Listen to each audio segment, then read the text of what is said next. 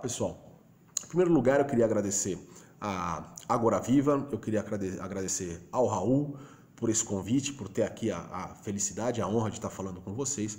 O nosso assunto vai ser o Poder Executivo, tá?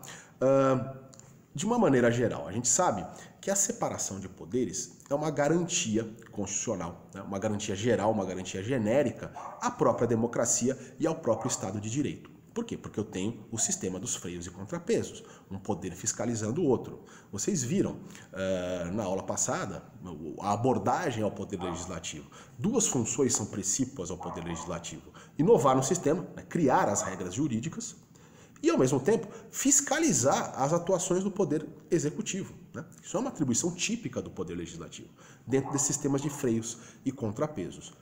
E o que é o Poder Executivo? O que faz o Poder Executivo? O Poder Executivo, por seu turno, ele vai pegar aquilo que o Legislativo inova no sistema, ou propõe no sistema, ou está estabelecido no sistema enquanto lei, a lei em sentido estrito, que constitui uma obrigação geral e abstrata, e vai transformar isso de ofício numa obrigação individual e concreta.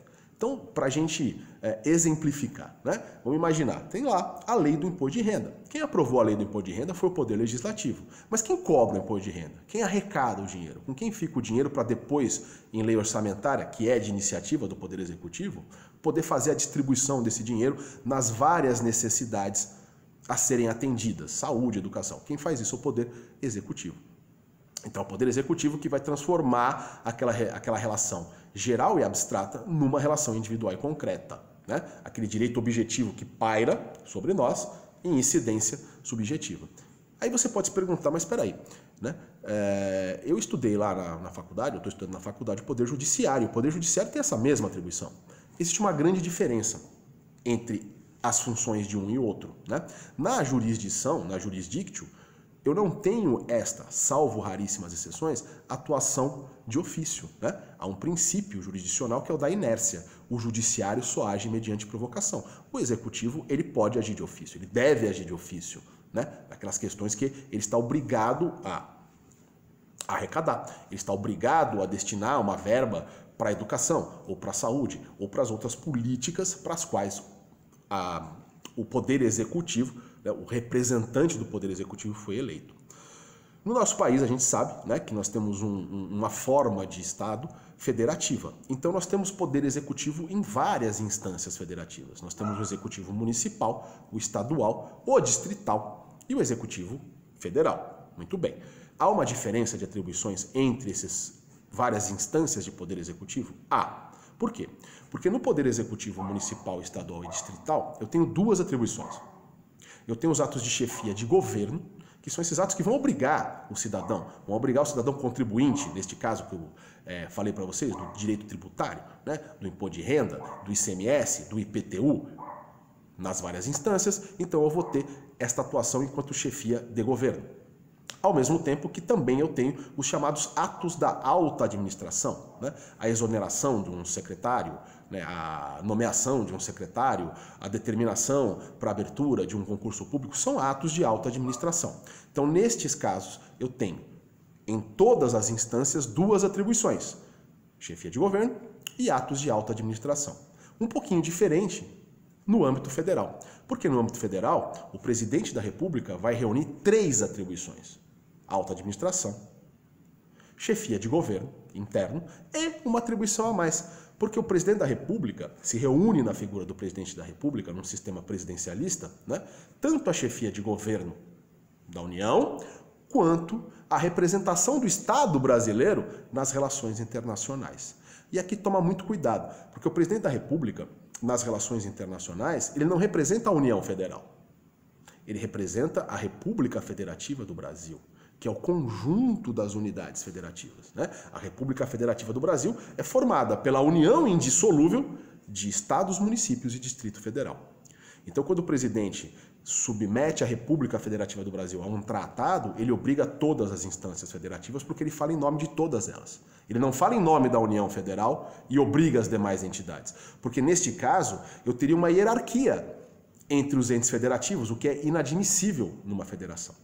Então, para a gente ficar aqui na questão do presidente da República, a gente sabe que essas atribuições estão previstas no artigo 84 da Constituição Federal. Tomam cuidado aqui, por quê? Porque o artigo 84, no seu caput, fala: compete privativamente ao presidente da República. As competências privativas, se você der uma olhada na doutrina, são aquelas que são consideradas delegáveis, ou seja, eu posso atribuir a uma terceira autoridade, né?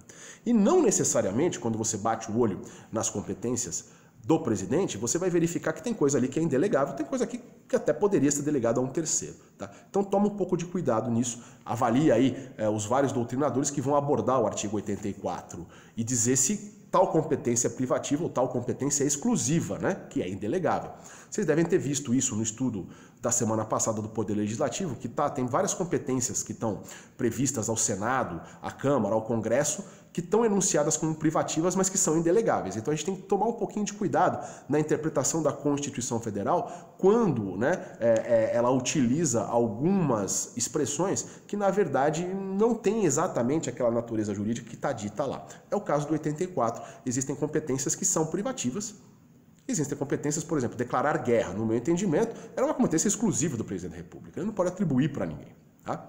Agora, o que você deve estar se perguntando é sobre a questão que a gente tem discutido muito, né? Tem recebido muita pergunta, tá o tempo inteiro na imprensa, sobre a possibilidade de se atribuir ou não um crime de responsabilidade ao atual presidente da República. Então vamos abordar isso um pouquinho, que foge um pouco do nosso assunto poder executivo, mas eu acho que está muito na ordem do dia. Vamos falar um pouquinho disso, tá? O presidente da República, a ele pode ser atribuído tanto o crime comum como o chamado crime de responsabilidade. Qual a diferença? No caso de crime comum, se é um crime comum estranho ao meu exercício, à minha função de presidente da República, ele não vai poder ser apurado enquanto eu for presidente, só quando deixar o cargo. Então, se eu cometi um crime que não tem nada a ver ou foi anterior, né, ao meu mandato como presidente, eu só vou poder ser processado depois que o meu mandato acabar. Agora, se for um crime comum que eu cometi enquanto presidente, ou seja, um ato presidencial, né, que porventura eu tenha cometido, por exemplo, em corrupção, nesses casos eu posso ser, sim, processado durante o meu mandato. E como que se dá isso, né? A gente viu que por conta lá da exoneração do antigo diretor da Polícia Federal, o Procurador-Geral da República pediu a instauração de um inquérito policial em face do presidente no Supremo Tribunal Federal, atribuindo a ele crimes comuns enquanto presidente da República. Então, neste caso, foro privilegiado, competência originária do Supremo Tribunal Federal. Inquérito policial. Denúncia foi feita, ela só vai poder ser recebida pelo Supremo mediante autorização da Câmara dos Deputados. Então a Câmara dos Deputados vai avaliar se aquele processo deve ou não ser instaurado. E esta avaliação só vai poder ser aprovada mediante maioria qualificada de 2/3 da Câmara dos Deputados. A Câmara aprovou, o processo vai tramitar junto ao Supremo Tribunal Federal. Se o Supremo Tribunal Federal julgar durante o mandato do presidente, considerando a denúncia procedente, né, ou seja, condenando o presidente por crime comum, ele vai ter que deixar o cargo, porque uma das consequências desta condenação é a suspensão dos direitos políticos. Com os direitos políticos suspensos, ele não vai poder continuar sendo presidente da República, então ele vai perder o cargo, além das outros consecutários, né, da condenação, eventualmente penal. O crime de responsabilidade é diferente. Por quê? Porque o crime de responsabilidade ele é abordado sob um viés muito mais político, uma vez que o julgamento se dá no âmbito do Poder Legislativo e não do Poder Judiciário. No caso federal, como que isso é feito? É um processo bifásico, ele vai passar pelas duas câmaras legislativas.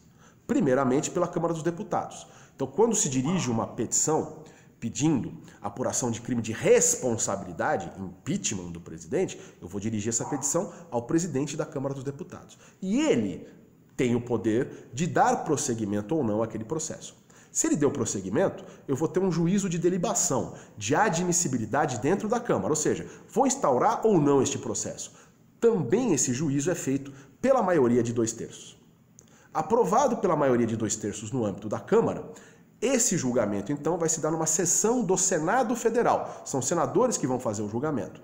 Lembrando que esta sessão no Senado Federal será presidida pelo presidente do Supremo Tribunal Federal, que não vota, mas preside, coordena essa sessão do Senado Federal.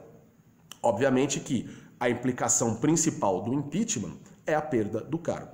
Mas toma cuidado, porque a Constituição enuncia as possibilidades de crime de impeachment de uma maneira muito geral, atribuindo a uma lei especial a tipificação mais específica do cometimento desse crime.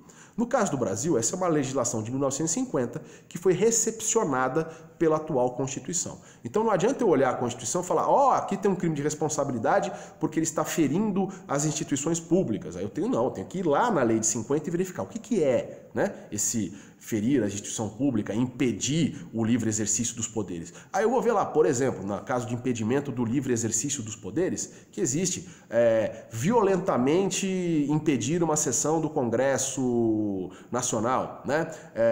Ameaçar ou sob grave ameaça ou violência um juiz de poder dar uma decisão. Então existem essas definições que são específicas na lei de 1950. Não adianta olhar só a Constituição Federal e imaginar que por conta do que está escrito ali exista um crime de responsabilidade. Não, a tipificação específica está contida nessa lei de 50. Na verdade, a Constituição Federal pegou os capítulos da lei de 50 e jogou para dentro dela,